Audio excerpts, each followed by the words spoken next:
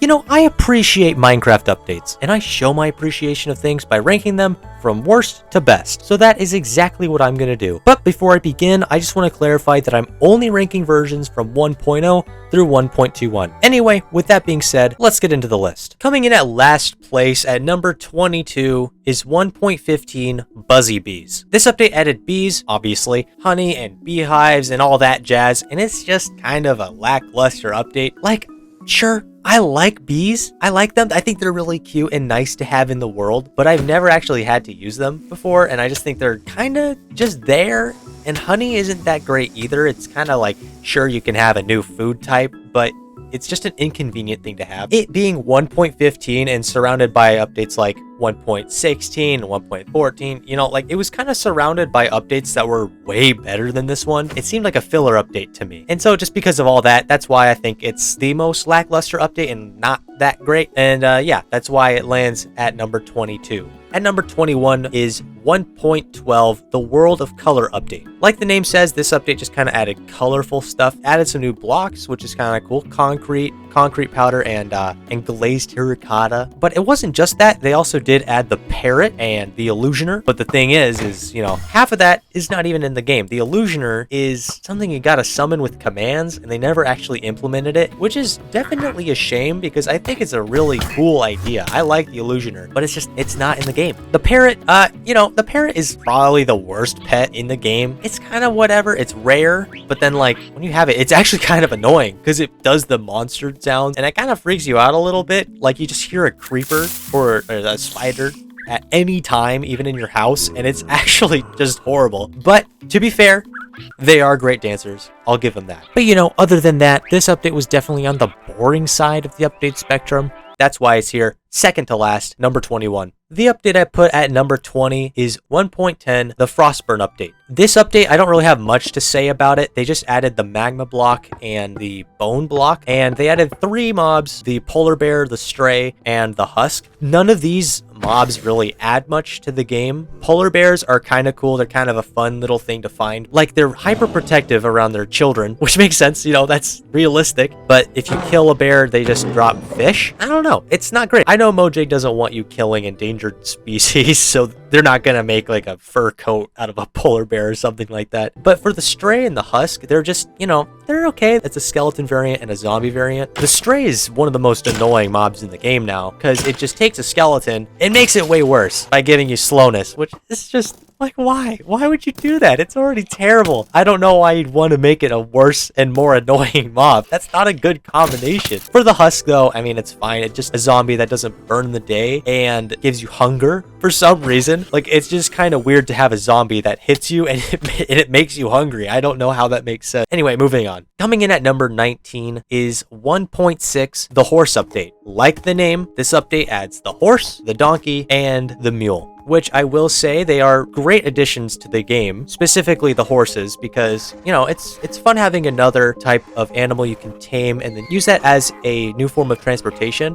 This update also added leads and name tags. The name tags are such a nice addition because it adds some personality to your pets. Having an unnamed wolf is kind of like, who are you? Is there an actual connection there? And they're also nice for the fact they prevent mobs from despawning. And then the lead is really nice for having animals follow you better. I don't know why they get distracted and they stop following you when you're like holding wheat or a carrot. Like, why do they do that? It's just so annoying. This update also added the block of coal, giving a good smelting choice, and then a couple aesthetic blocks, carpet and hardened clay, which, you know, terracotta now. And of course, last but not least, this update added dinner bone. That's a big deal. At number 18, I put 1.20 Trails and Tales. This is another one of those updates that was kind of a little bit like a filler. It's not great, not bad. It's just kind of a mid update. This update did add some pretty cool things though, making bamboo a wood type. Once you find a bamboo biome, you get basically infinite because, you know, it regrows really fast and all that. And also adds cherry wood, which is a very delightful, nice pink color. Honestly, the more wood types,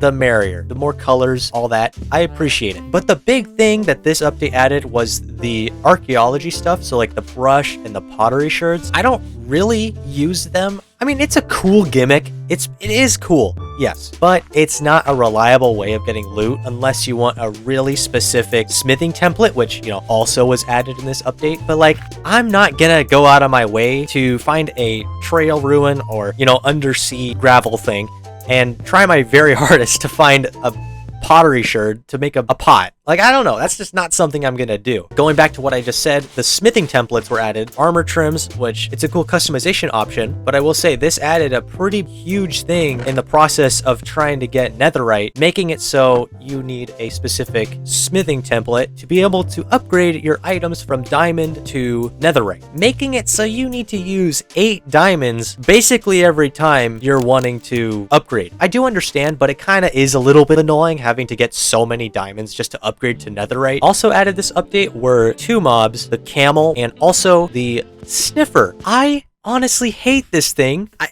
I hate the sniffer. I really do. Like what is that? The sniffer is just an atrocious creature that really adds nothing to the game. Like, you can get some flowers from it, but I don't know. It's just, I don't like it. The camel it's cool. Yeah, it's cool. It's an animal that I'm surprised took this long to be added to the game, but here it is, and it's pretty great. It's cool. It's nice to have. But yeah, that's all I'll really say about this update. Now, this next update, it's the smallest update on here, but it is a game changer, honestly. It is version 1.1. This update added 2 things, super flat and spawn eggs. Obviously, these 2 are both mainly for creative mode, but super flat is such a great addition to this game because it was made for, you know, people that just want to build or just like have a nice, perfect type of world where you can just build whatever you want. Like, if I'm ever bored, I will hop on Minecraft, load up my super flat world, and then build whatever I want, and it's great. It's really relaxing, and you don't have to worry about terraining or finding a spot or anything. But yeah, the super flat is a really great addition. The only thing I don't like about it is how many slimes spawn on this world. The noise from these things, it's just so bad. I hate it. But obviously, you know, you can always just turn on peaceful mode. But what if I want to make a zoo?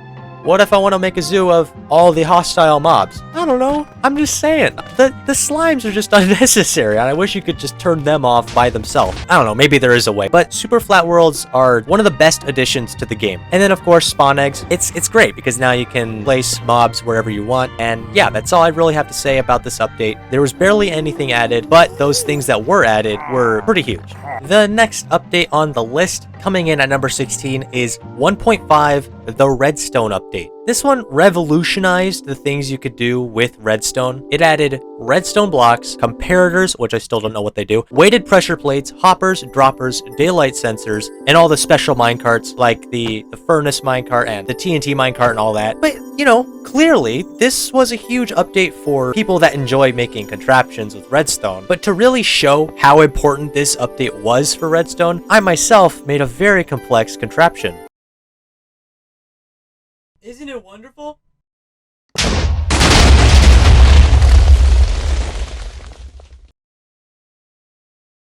Oh yeah, this update also added nether quartz. Coming in at number 15 is 1.8, the Bountiful update. This basically was like the first proper ocean update, adding the ocean monuments with like the guardians and all that stuff. It also added a lot of blocks, but I'll get into that in a second. With the ocean monuments, it added like a really nice kind of like side quest, sort of. Instead of going and killing the Ender Dragon, let's go and raid this ocean monument instead and get the gold blocks while being attacked by all the fish that look like plankton. You can also get like sponge and stuff, but yeah, that's about it for the ocean monuments. They also added different blocks. Everyone's favorite stone blocks, diorite, andesite, and granite. The more important blocks were the slime blocks, banners, armor stands, of course prismarine, and you can't forget the best thing added, coarse dirt. For the mobs, aside from the guardians, they also added endermites, which, whatever, you know, silverfish of the end, and also the rabbits. And of course, with the rabbit has the rabbit's foot, and that also gave us the potion of leaping. So not a terrible update. I'd say from here on out is where we get into the more good updates. So yeah, let's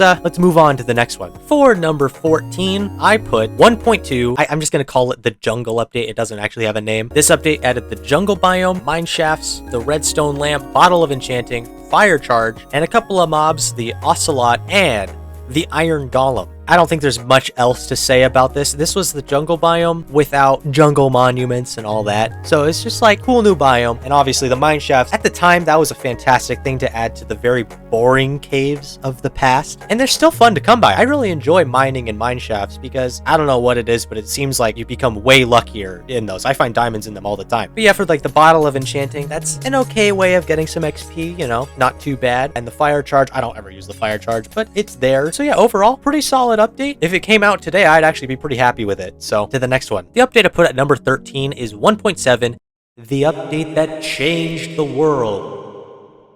This one really did change the world. It added so many different biomes. It's honestly crazy. In this one update, they added the Deep Ocean, Extreme Hills Plus, Taiga, Mega Taiga, the Flower Forest, the Birch Forest, Roofed Forest, Sunflower Plains, Savanna, and the Mesa. That's a lot of different biomes, and they're all pretty good. But with the Savanna and the Roofed Forest, also introduced Acacia and Dark Oak. Dark Oak is fantastic. It's one of my favorite wood types. And then there's the Acacia, but I'm not a huge fan of Acacia. It like only works if you're in a Savanna biome. But like I said before, when it comes to wood types, the more the merrier. Also in this update, they added stained glass. Basically, every build I make will have stained glass. And also, they added a lot of flower variants, specifically for the flower biomes. Anyway, really solid update. And yeah, coming in at number 12 is 1.11, the exploration update. This is the update that gave us the first look at illagers. So it gave us the Evoker, the Vindicator, and like the Vex. Also added the Woodland Mansion. And of course, with all of that, the Totem of Undying, which is definitely a really important item, especially for people with hardcore worlds. And you know, for blocks, they really just added the Observer, which is one of the most useful redstone blocks. And the last thing is curses, which are more annoying than anything, because if you can find something with really good enchantments and it has a curse on it, it's the worst. Curses. They added curses. Before we move on to the next update, I just want to point out just how odd the Woodland Mansion really is. But it's like, what do they do here? They have like random like railing and dining rooms. I guess that makes sense. Fences in places and things that look like graves here and there. Spawners, I don't even know. It's so weird. Beds that aren't even real. Wool beds. These places are kind of creepy and really hard to find a way around. So yeah, moving on to the next update. Coming in at number 11, I put version 1.3. This update kind of just brought in desert and jungle temples. It is nice to have these temples to kind of just like spice things up. And also in this update, they added the ender chest, which is such a nice thing to have. This update also brought the tripwire hooks and book and quill. So kind of just minor stuff, except for the ender chest really. But I mean, this update did bring the basic commands to creative mode, like /game mode, time, give, and kill. But I mean, hey, this one did add the bonus chest, so if you want to be lazy and get a really quick start, then there you go. But yeah, nothing else really to say about this update, so yeah, moving on. And into our top 10, these are our definite really good updates, that's why it's the top 10. To start it off at number 10, our most recent update, 1.21, Tricky Trials. This one, it honestly surprised me. It's way cooler than I expected it to be. The trial chambers really added a fun extra like little thing to do. It's set up like a minigame in a way that they like respawn and they have a set amount of mobs and they have different difficulties and stuff if you have bad omens or ominous events. It's really cool. And you know, with the trial chambers, the aesthetic of that, they added a lot of copper stuff like doors and trap doors and all that. But the huge thing was the mace. This thing is so insanely powerful. I don't know if it's been nerfed yet, but the way you can use it from any height, and if you just are able to catch yourself by attacking something, first off, you one-shot whatever you're attacking. Second, you don't take any fall damage. And it's enough to take out even the most powerful of enemies with just one attack. But the mobs they added this update were the Breeze, which is specifically for the trials, and the Bogged, which, why do we have to do this? They added another skeleton type that is even more annoying than the normal skeleton and the stray, because now, instead of normal arrows or slowness arrows, it's poison. Who is at Mojang thinking this is a great idea? Adding these skeleton variants, it's just so annoying. But I gotta say, they do look really cool. And then in this update also added a very anticipated redstone block, the Crafter. Really nice for automation and farms, like, you know, making wheat into bread. There are 4 different effects they also added. oozing, wind charged, infested, and weaving. These effects are definitely more for mobs that are in the trial chambers. Like oozing spawns in some slimes, you know, wind charge just drops a wind charge when you die. I don't know. There are potions for these, but obviously they're negative. You know, weaving adds a cobweb when you die or whenever the mob dies. So it's just to add an extra little bit of challenge, I think, for these trial chambers. But yeah, overall, really solid update, and I am definitely happy with it. This is editing me. I totally forgot to mention the armadillo and the wolf armor, so I don't really care about it, but I will say the armadillos are very cute, and I think it's a good addition. But the wolf armor is like, whatever, I don't really care. At number 9, I put 1.17 Caves and Cliffs Part 1. This update added everything that was coming to Caves and Cliffs without the biggest part of it. The same generation, everything is exactly the same basically, but they just added the blocks and items and all that. This one added copper, amethyst, dripstone, deep slate, all that stuff. The geodes were the only world generation thing they added this update. They were pretty cool to be able to find them early. It was such a weird way how they released this update, because the way like the dripstone and deep slate generated was kind of awkward. Like there would just be patches of deep slate here and there. Like it didn't feel properly incorporated into the way Minecraft was at the time. One of the best things they added in this update was the addition of raw iron and gold. Being able to use fortune on these is so much nicer than having to go and collect every individual ore. Is just so much better. You know, they also of course added the drip leaf, the glow lichen, the azalea trees, the spyglass. They also added the bundles. No, wait, no, never mind. You get my point. They added everything from Caves and Cliffs, but without the generation. That's what everyone actually cares about. I don't know. But also in this update, they added some mobs. You know, the goat, axolotl, and the glow squid. They're just like, they're pretty cool. They're all right. The goats did nothing at the time.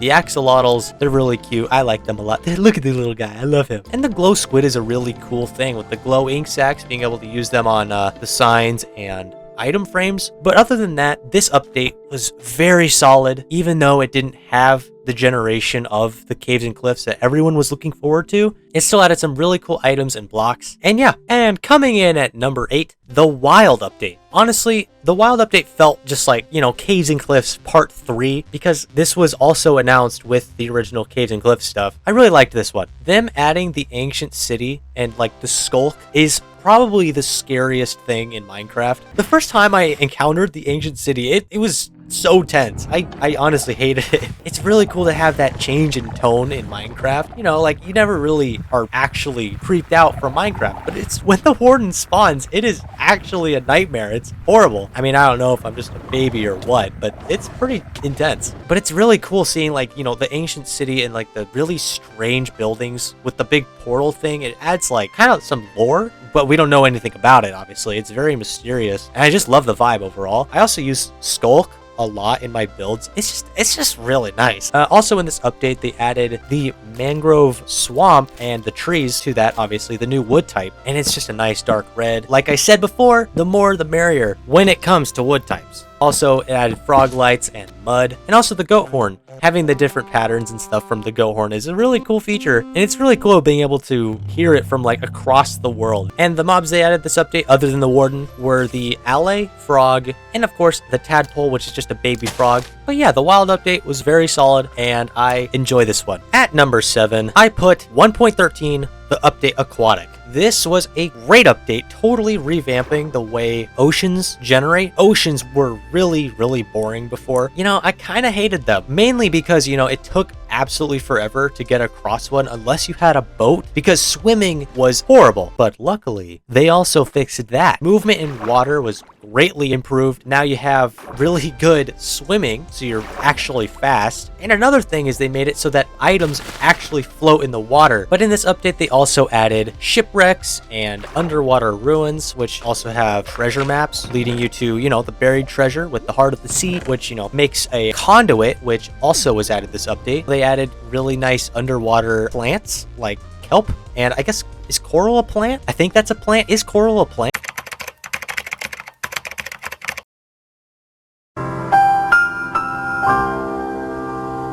And the mobs they added were dolphins, drowns, yet another zombie variant, but this time they swim. And they have tridents, which is a great weapon. I think that's one of the most unique items in the game. The actual fish as mobs for once, turtles, zombie horses for some reason. I don't know what zombie horses do actually. They kind of just sit there. They're not hostile or anything. And the other mob they added were the phantoms. I hate these things. I wish they weren't in the game. Why do they have to win that one mob vote? They're so bad. But overall, really solid update, completely overhauling swimming and ocean generation. So water isn't completely boring. Great update. Very good, very solid.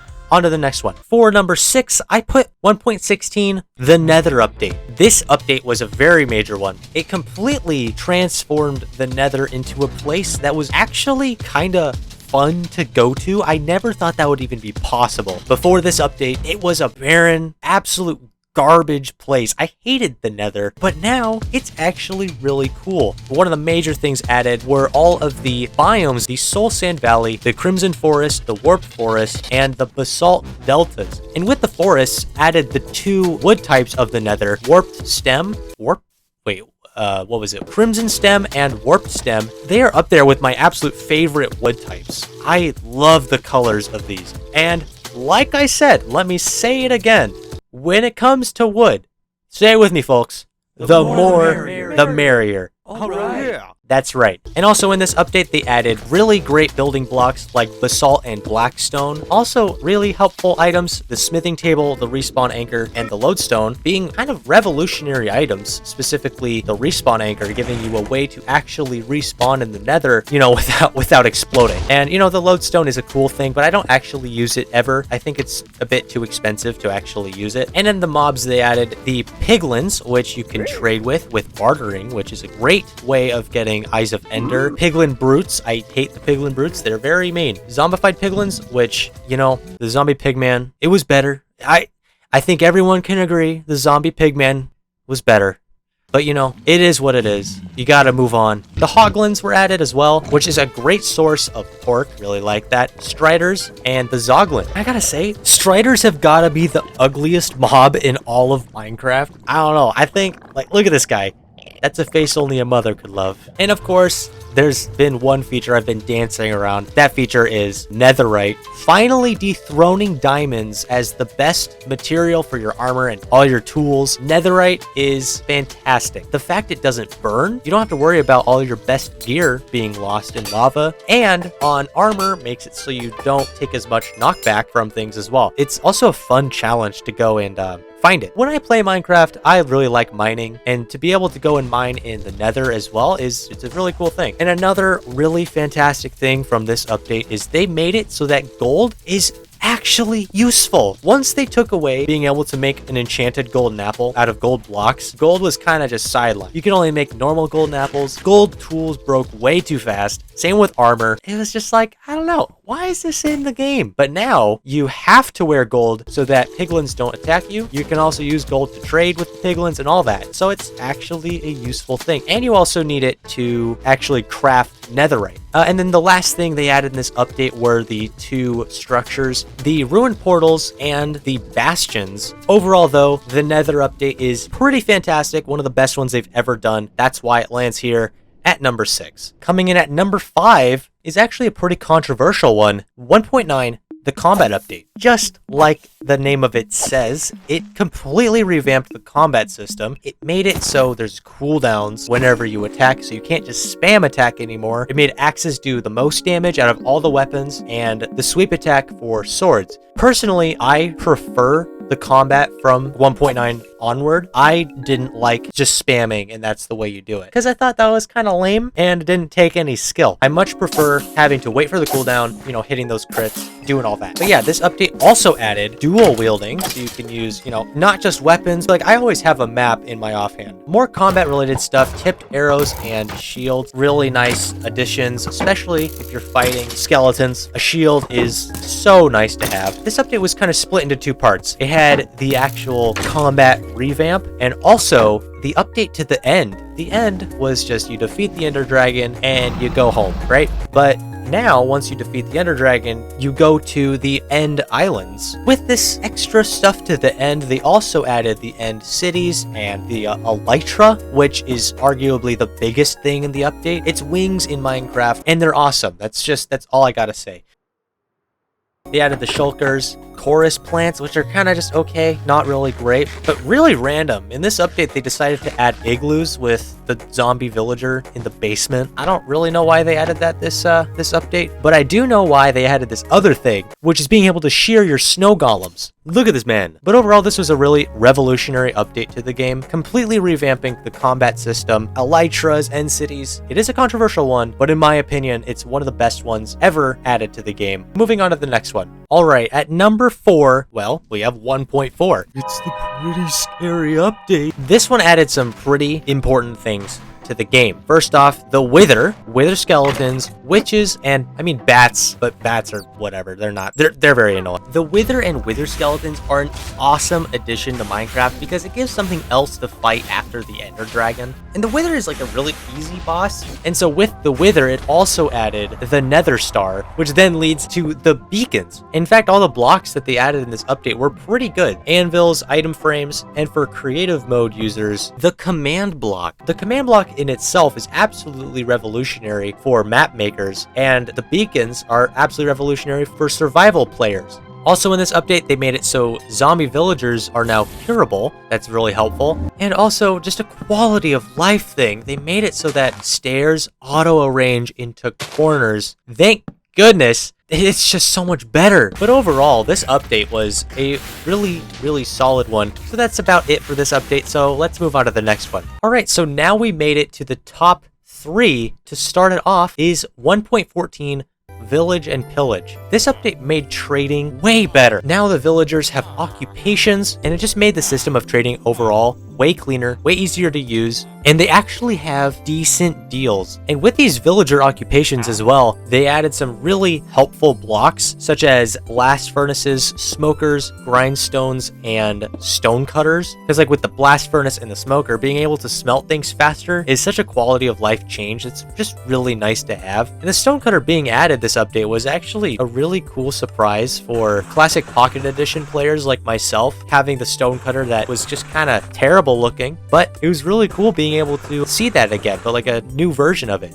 Other blocks they added this update were scaffolding and lanterns. Scaffolding is so helpful. And then in this update, they added some new mobs: the wandering trader, the fox, the brown mushroom. I've never seen a brown mushroom, the panda, and also the pillager and the ravager, which brings in the other part of this update. With the new revamped villages, they also made them raidable by the illagers. And I think illager raids are a really cool addition to the game. A great way to get totems of undying, because, you know, it's so much better to just be able to get bad omen and fight for a bit instead of having to go all the way and find a woodland mansion that you won't even find half the time. So it just makes that so much more convenient. And also they dropped so many emeralds as well. And also in this update, they added the crossbow, which it's an okay addition. I still prefer normal bows over a crossbow, but I mean, if you like that option, that's good on you, I guess. And yeah, this is a very solid update. The revamped trading system is just, it's a game changer. It's so much better. And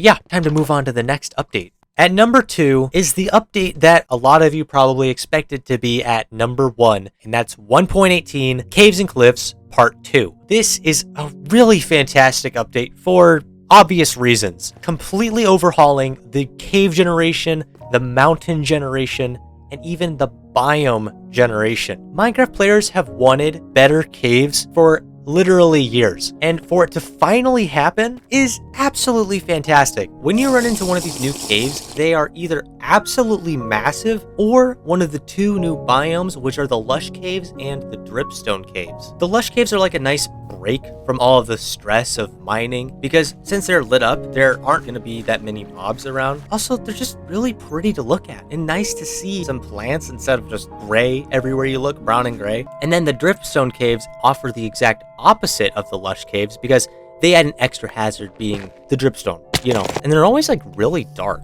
I don't know if that's intentional, but it seems like they're darker than normal caves. But these caves do have a higher spawn rate of copper, so that's kind of neat, I guess. I just can't believe how long it took for Minecraft, the mining game, to update the experience of mining. But ever since they've done it, Minecraft has honestly become so much more enjoyable. And obviously, along with this cave generation, they increased the world height to 320 blocks, and the bedrock layer was lowered all the way to Y-64. And I gotta say, the new mountain generation as well, it is actually amazing. They look so good. And on these mountains, you know, you have the powdered snow, which adds kind of like a danger to exploring. And I've seen, seriously, some of the craziest generation that it's like you can be on top of a mountain and it goes all the way down to the negatives. And it honestly feels like every cave is different. But seriously though, this update absolutely changed everything when playing this game. And I think it just kind of made it feel more complete, and it just gave Minecraft players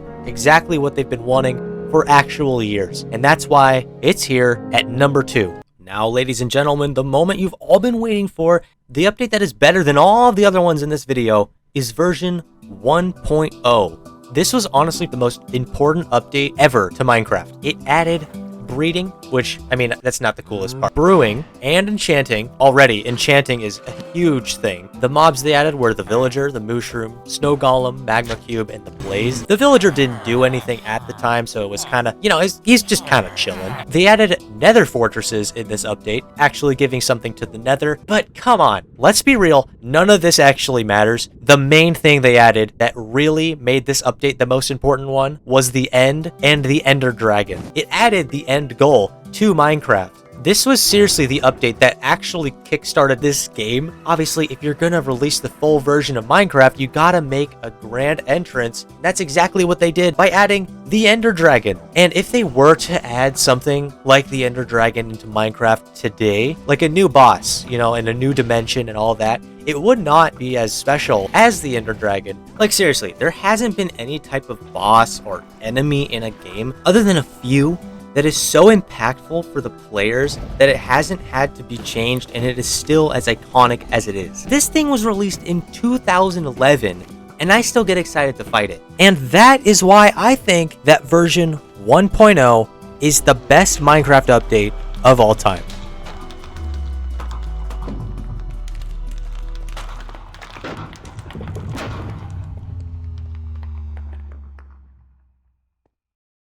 Alright, and so that has been my ranking of all the Minecraft updates from worst to best. And I hope you guys enjoyed the video, and if you did, it'd be really great if you could drop a like and subscribe to the channel. And please, feel free to comment down below what your favorite Minecraft update was, because I want to hear your guys' opinion, you know? But yeah, thank you guys so much for watching, and I'll see you guys in the next one. Peace.